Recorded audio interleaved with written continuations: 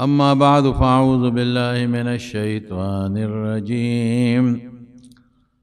بسم الله الرحمن الرحيم.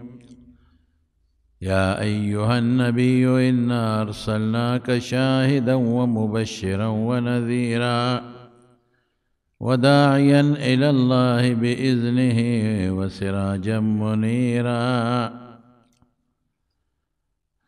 تیرہ جمعہ میں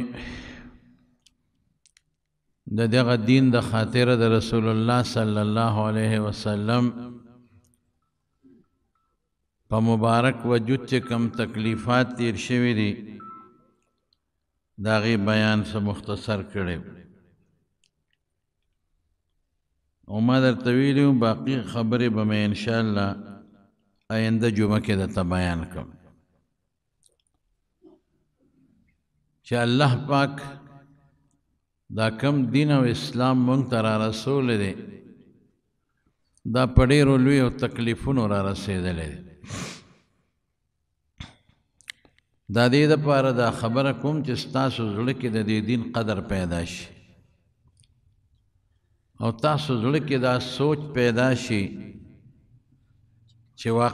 واقعي حضور پاک مبارک څومره الله ته مقرب، څومره الله ته نږدې،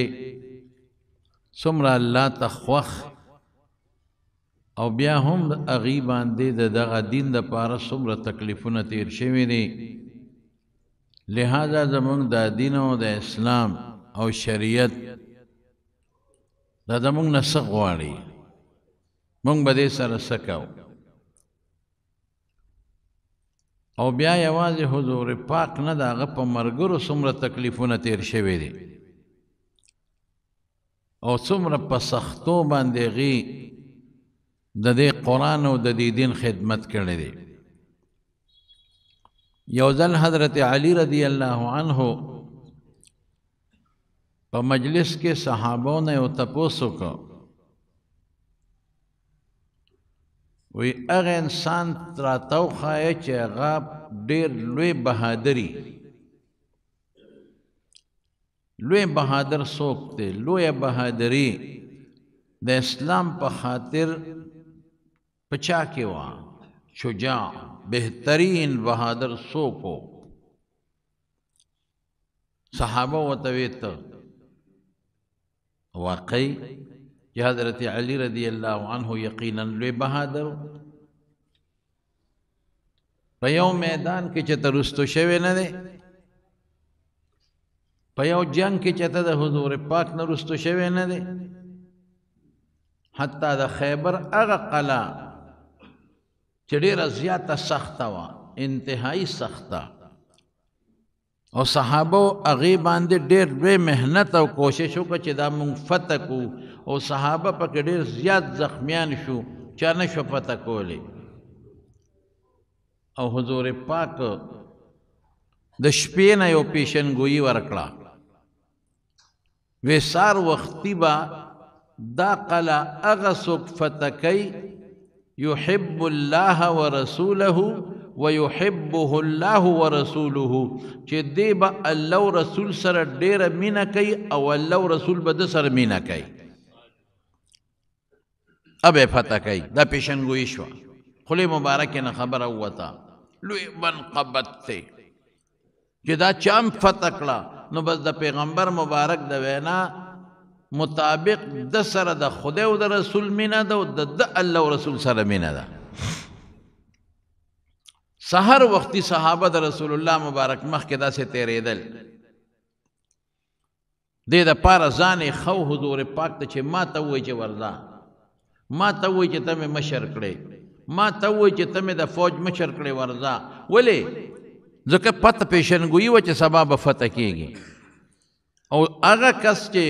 فاتح جوړ شي د هغه به خدای او رسول سره مینه او د الله او رسول به هغه سره مینه.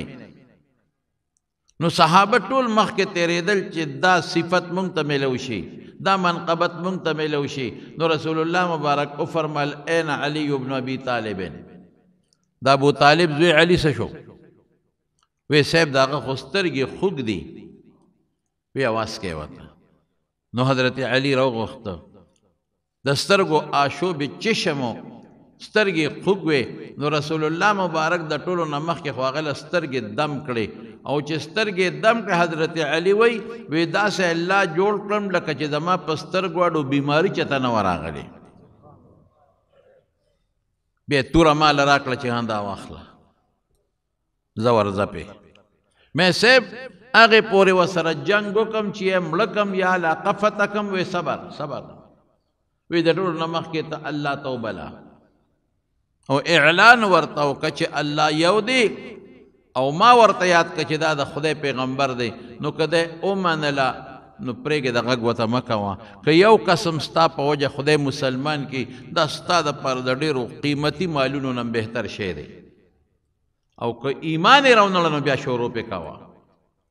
نو حضرت علی رضی الله عنه ورغی لا ولې هغې د دعوت ورکړه هغې قبول نه کړه او بیا هغه قلا چې چا نه شوه پته کولې الله د حضرت علی رضی الله عنه په واسطه باندې فتح کړه لوی بهادر واقع اسد الله د الله د زمرو نه یو زمرې او په غزوه بدر کې مبارزه به کېده یو طرف نه به کافران راووتل بل طرف نه به مسلمانان ووتل یو په یو به جنګېدل اوس خو د دوبچې شاته ناست یو ډسکی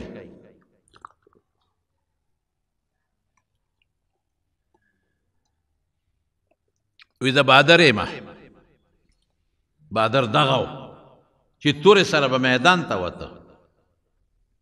د تورې لاندې به راته بادر اوس خو به د دوبچې شاته کښېنې او چې ته پټ غوندې به په چا ډزو کې به مړ کې او تختې به دا بادري نه ده دا بزدلي ده بادري دغې ته وایي چې درې کافر میدان ته راووتل عتبه د هغه ورور شیبه د عتبه زوی ولید او صحابه کرامو له چیلنج ورکړ تورې یې ورته وړقولې وې هل من مبارز شته چې څوک موږ له مقابلې له راوځي خبره اوږده ده به چې ته بل وخت درته وکړم خو رسول الله مبارک وی قم پاسه یا حمزه پس حمزه پاسه ترې دی قم یا عبیده پاسه د تره زوی دی قم یا علي زومی دی او د تره زوی دی پاس خپلې ور مخکې کړل عتبه ته او شیبه ته مخامخ شوې څوک کې وی زه حمزه یم دا څوک دی دا عبیده دی دا څوک دی دا علي دی اکفاون کرامون تا زمونږ عزتمن برابر د ډلې ملګري یې زمونږ د مقابلې خلک یې زمونږ د پرې خلک یې راځئ یو غرس سره درې واړو صحابه درې واړه کافران مردار کړل او حضرت علی رضی الله عنه وی د قیامت پر ورځ د ټولو نه مخکې به زه الله ته په کونډو پروت یم په دې کونډو به دغسې پروت یم او زه به الله ته ویم چې الله دا آیت تا زمونږ په حق کې نازل کړی دی قرآن شریف کې الله تعالی فرمایي هازان څنګه دی دا دوه ډلې دي قرآن شریف کې الله وی مفهوم به امایت میں ایر شو هازان خصمان اختصموا فی ربهم هازان خصمان اختصموا فی ربهم الله تا چې قرآن شریف کې کوم اعلان کړی دی چې یو خوا د کافرو ډله او بل خوا د مسلمان ډله او د الله په رضا کې دي مسلمانانو جنګ کړی دی خدای هغې کې زیمه دا زما په حق کې د آیت نازل دی واقعي علي صاحب بهادر نو چې صحابو نه تپوس کوي بهادر در کې څوک دی په مونږ کې د ټولو نه لوی بهادر څوک دی د دین په خاطر باندې نو صحابه وی ته ما ورته څه وی وی نه زه نه یم خپل عاجزي کوي که نه وی زه نه یم وی ما له خو چې میدان ته څوک راوتی دی نو ما ورسره جنګ کړی دی خو چې میدان ته نه دی راوتی ما بیا جنګ نه دی کړی وی ښه بهادر څوک دی وی بهادر په مونږ ټولو کې حضرت ابوبکر صدیق دی او هغه څنګه وی په مکه مکرمه کې چې کله رسول الله مبارک د نبوت دعوه وکړه او کله پیغمبر علیه السلام دعوت لږ عام کنو یو موقع باندې کافر ورونیو پیغمبر علیه السلام باندې غزارونه شروع کړل ټول کافر پر جمع شو